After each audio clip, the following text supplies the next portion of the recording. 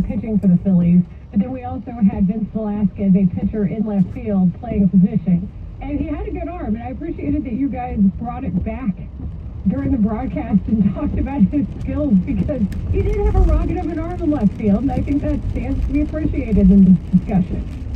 Well, not only did he have a great arm, you expect he would have a great arm being a pitcher and all, but his technique was flawless. That's it. He charged the ball, he made a pinpoint throw to the plate, and then the next inning he made a catch that was just outstanding. I mean, for most left fielders, they don't make that catch. He was able to make it. So he showed in that game, number one, what a terrific athlete he was. Number two, a lot of pitchers are pretty good athletes, although they don't get credit for it. And number three, he was so aggravating because he kept us there a lot longer than we needed to be there. I mean, that was in the 15th inning finally before we got out of there. So I'm not sure if you're going 15 these days, but he did show off his skills, and maybe that's one of the reasons why he came over here, because with the injuries to a lot of these guys, maybe he'll play the outfield one of these days again. You want to scout, that kind of thing, you watch BP and watch guys shagging balls, and what if you can see which pitchers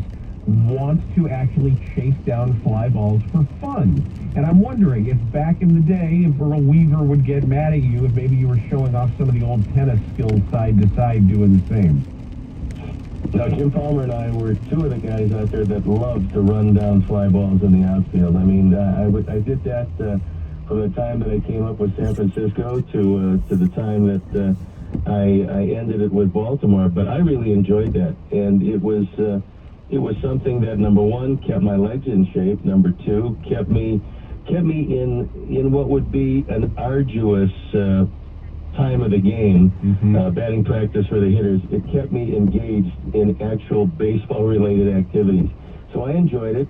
It was a win-win for everybody. I got the baseball back in, they could hit it again, and I got to keep my timing. I got to run a bit more. I ran a whole lot when I pitched. I thought that was essential to keeping my legs strong and in shape and able to carry me the first few innings of the game before my arm had to take over.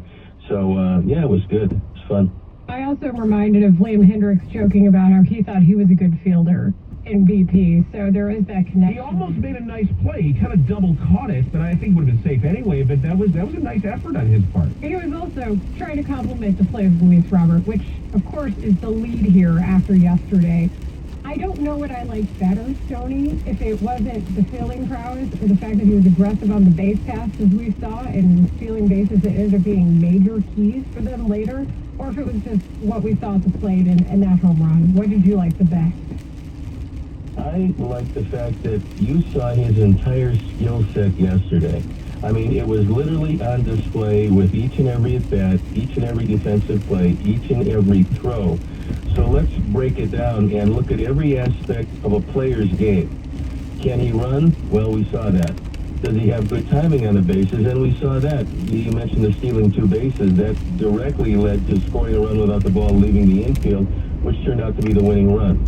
Can he play defense? Well, we saw that as he went and made that catch against the wall. Does he have a strong arm? He made a pinpoint throw to Abreu, who was a cutoff man on that throw to the plate. Now, it didn't work. The guy was safe at the plate, but there was no advancement on the bases. And does he have power? Boy, does he have power. That was a slider. He said he had gotten him, thrown him a slider earlier. He kind of went up there looking for it. But he had his foot down and still was able to generate the power to hit it 408 feet in a line drive to right center field. And then can he just flat out hit? Well, earlier in the game, he hit the daylights out of one, lined out to shortstop into a double play. But he was one of the few guys to square up two at-bats against Brash, who had great stuff. I mean, after the game last night, I got a call from my former catcher with Baltimore, Rick Dempsey, and we both agreed that was as good a stuff by this young pitcher as we've seen in a while.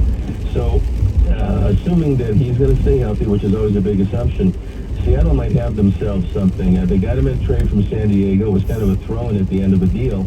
And he looked really good. And I think the guys that had good at-bats against him, even though this was his first Major League start, it showed you something. But back to Luis, everything that he can do was on display in yesterday's game. That's why it was so special for him so special for Sox fans to see exactly what he can do. If they didn't know before, they certainly know now. And that's how you judge the guy who is the five-tool player. There's really nothing he can't do. I thought the walk was as impressive as the home run. And that he checked it up. Yep, yeah, yep. That was a great take. Maybe last year he doesn't do that, but I think he's seeing the ball so well that he's able to go out. It's the mindset of hit. Nope. Instead of go out there and then you can't stop your hands.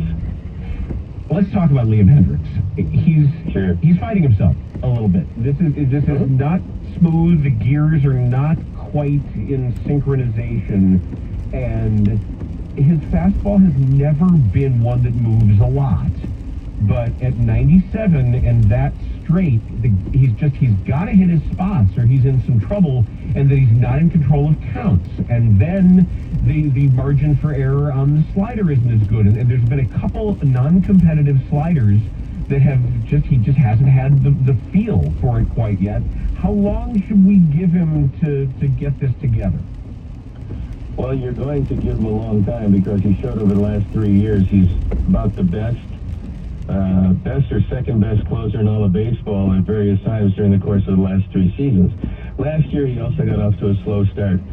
But this year was odd in that you had a little over a 3.5 week spring training.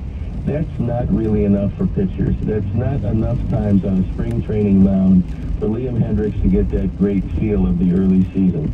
And so I don't worry about his stuff at all. I think that we'll see as he gets his rhythm back, as he throws strike one instead of ball one to just about each and every hitter, you're going to find the old Liam. The competitive spirit is still there. He still wants the ball. He still wants to close.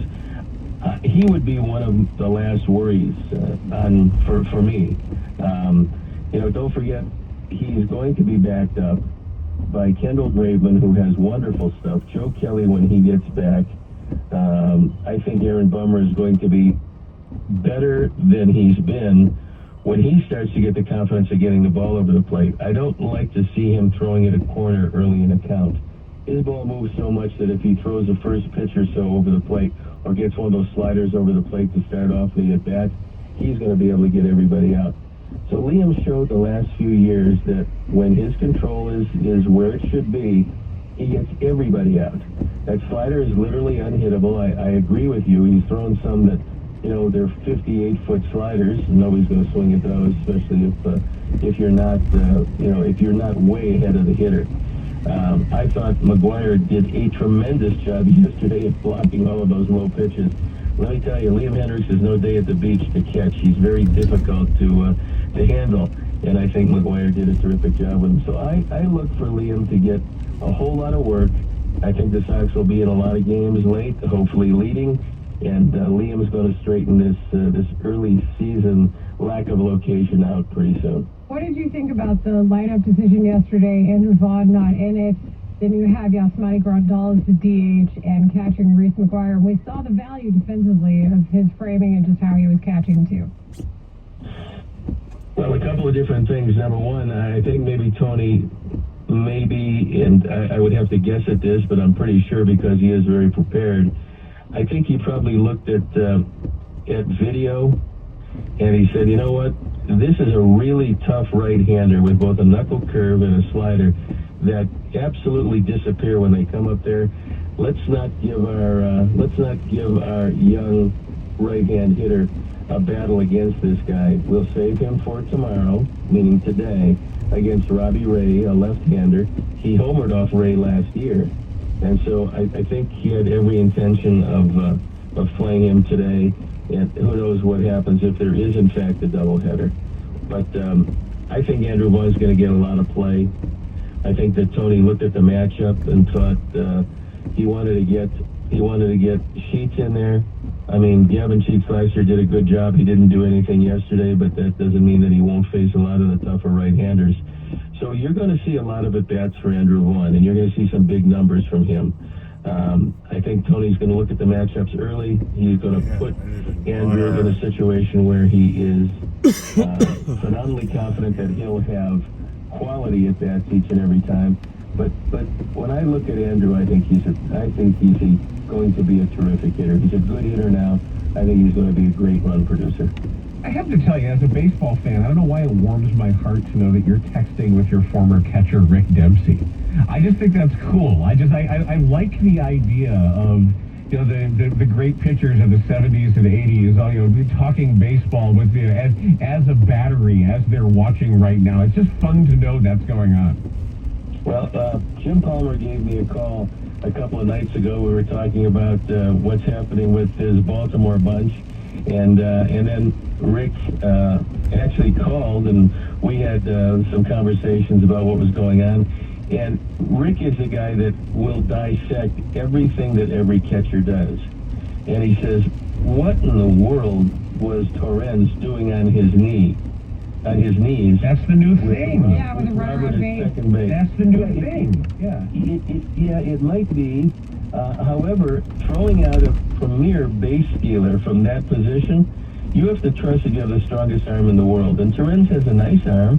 It's not a strong arm, and he didn't come close to getting him. Now, nobody in the world could have caught him when he got that jump. He actually was taking off before the pitcher delivered the ball.